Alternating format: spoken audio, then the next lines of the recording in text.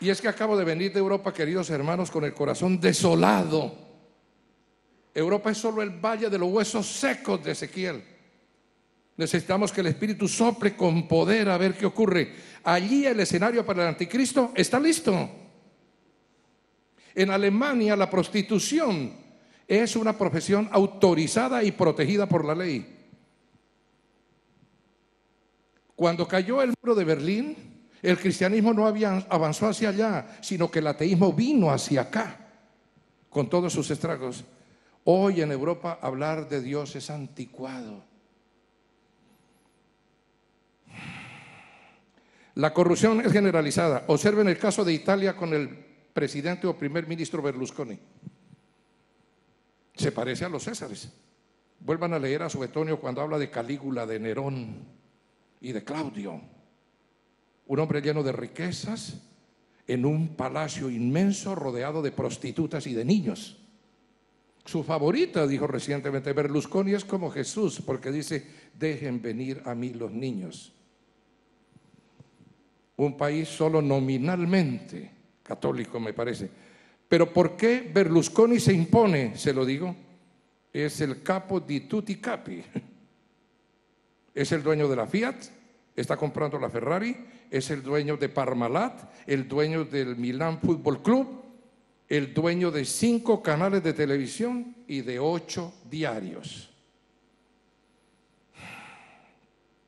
En Francia, en cambio, están en la época de los Luises, porque la primera dama es una mujer que era desnudista en su vida artística, Carla Bruni, y ella es como Madame Pompadour en el Elíseo.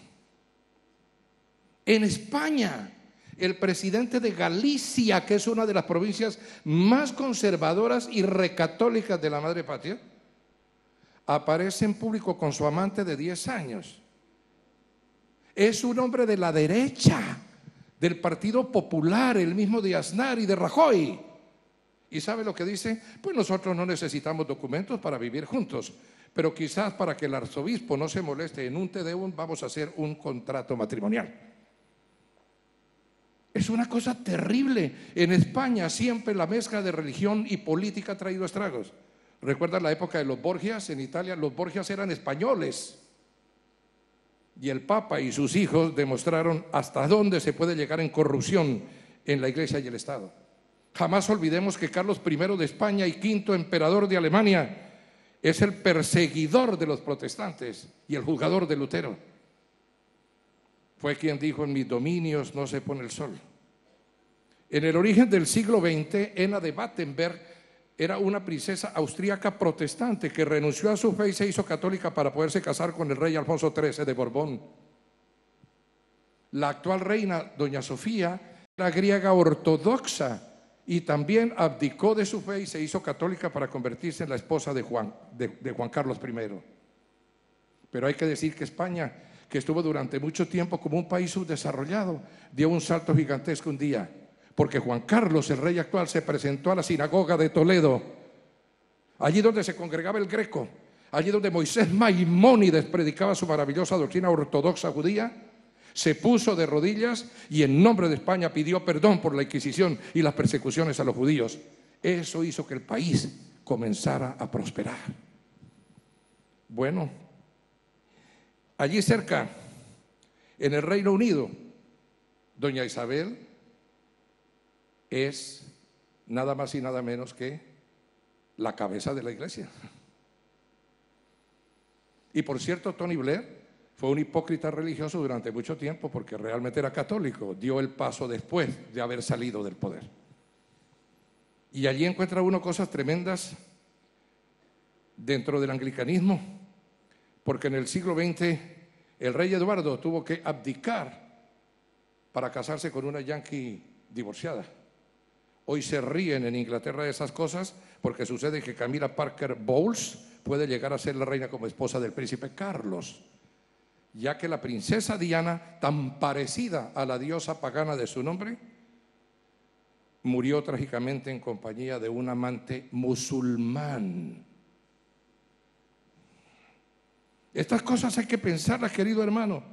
La diferencia entre Oriente y Occidente La definió muy bien el presidente Reagan cuando mandaron el transbordador espacial y al volver los astronautas les dijo: felicitaciones muchachos, hemos logrado esto porque somos libres y creemos en Dios. Pero es que sucede que hoy, después de la caída del muro de Berlín, toda Europa es como la Unión Soviética, porque no creen absolutamente en Dios.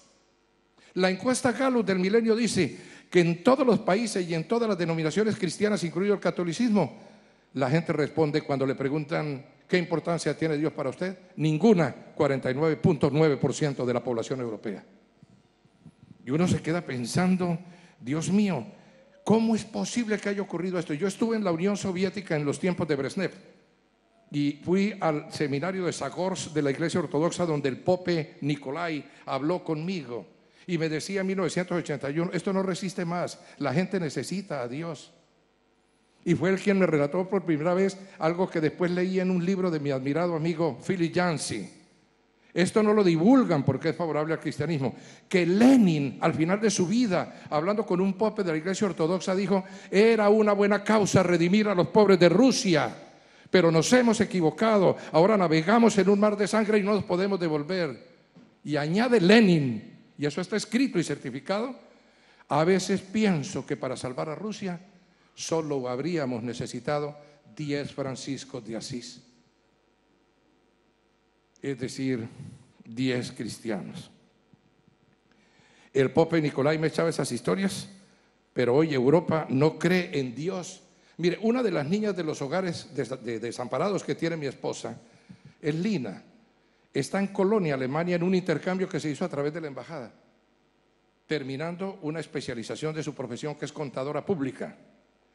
Cuando pasamos por allí, estuvimos hablando con la niña y nos comentó lo siguiente: en esa familia alemana donde ella está, el día que sacó la Biblia por primera vez, el padre de la casa le dijo: aquí no me hagas nada religioso, puedes ir a la iglesia que quieras, puedes practicar el credo que quieras, pero en mi casa no me hables de la Biblia, no me hables de Jesús, eso no es relevante para mí y no quiero escuchar cosas que me hagan sentir mal. Posteriormente en París, en los Campos Elíseos, yo iba triste con esa situación. Y la niña se quedó del grupo, me tomó el brazo y me dijo: papi, una niña que estaba en las calles de Bogotá antes y que ahora es una profesional, ¿estás preocupado por mí, verdad? Le dije: sí, mi amor, estoy muy preocupado por ti en este ambiente. Me dijo: no te preocupes, papi, el disco duro que tú me pusiste, nada ni nadie me lo puede borrar. Y yo no te voy a fallar a ti y no le fallaré a mi Padre Celestial.